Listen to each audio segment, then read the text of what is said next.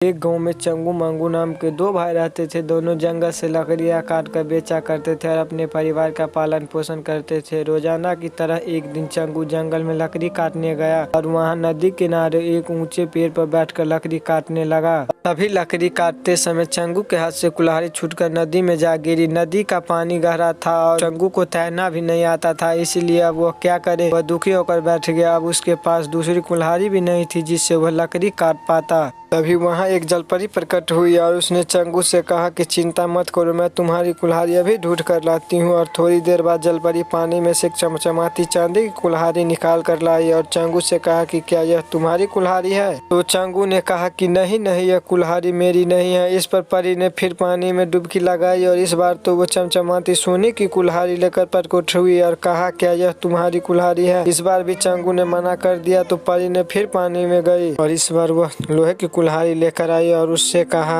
यह तुम्हारी कुल्हाड़ी है। तो चंगू अपनी कुल्हाड़ी को देखते ही पहचान गया और कहा हाँ यही है मेरी कुल्हाड़ी। इस पर जलपरी बहुत खुश हुई और चंगू की ईमानदारी पर खुश होकर उसने सोने चांदी और लोहे की कुल्हाड़ी तीनों चंगू को दे दी और चंगू खुशी खुशी अपने घर गए। घर आकर चंगू ने यह बात अपनी पत्नी को बताई कि अब वह धनवान बन चुकी है। थोड़ी देर बाद मंगू की पत्नी चंगू की पत्नी का बदला हुआ रूप देखकर उसे ईर्ष्या करने लगी और एक दिन मंगू की पत्नी ने चालाकी से चंगू की पत्नी से उसके कारण पूछा तो चंगू की पत्नी ने मंगू की पत्नी को सारी बात बता दी और यह बात मंगू की पत्नी ने रात में अपने पति को बताई। अब मंगू ने भी वैसा ही करने का सोचा। अगले दिन वह भी नदी किनारे जाकर पेड़ पर चढ़कर लकड़ी काटने लगा और लकड़ी काटते काटते उसने जानबूझकर कुल्हाड़ी को नदी में फेंक दिया और वह भी दुखी होकर नाटक करके बैठ गया। थोड़ी देर में वह जलपरी फिर से प्रकट हुई और मंगू से कहा कि उसे क्या दुख है। तो उसने बताया कि उसके पास एक ही कुल्हाड़ी थी और वह भी पानी में गिर गई है और अब वह क्या करे। तो जलपरी ने कहा तुम चिंता ना करो मंगू, मैं अभी लाती हूँ तुम्हारी कुल्हाड़ी। और वह पानी में गई और अपने साथ एक चमचमाती सोने की कुल्हाड़ी लेकर प्रकट हुई। यह देखकर मंगू ने कहा हाँ हाँ यही है मेरी कुल्हाड़ी। जलपरी मंगू के लालच को भाप गई और कहा कि लालची मंगू, मैं तुम्हारी बात को अच्छे से समझ गई हूँ। तुम लालची हो, इसलिए तुमने जानबूझकर कुल्हाड़ी पानी में फेंक दिया और अब सोने की कुल्हाड़ी को तुम अपना बता रहे हो। जाओ, अब मैं तुम्हें कोई कुल्हाड़ी नहीं देने वाली, तुम्हारी असली कुल्हाड़ी भी नहीं। उसके बाद मंगू के पास पछतावे के सिवा अब कुछ नहीं बचा और अब उसे अपनी लालच की सजा मिल चुकी थी। कहानी से शिक्षा, लालच बुरी बला है।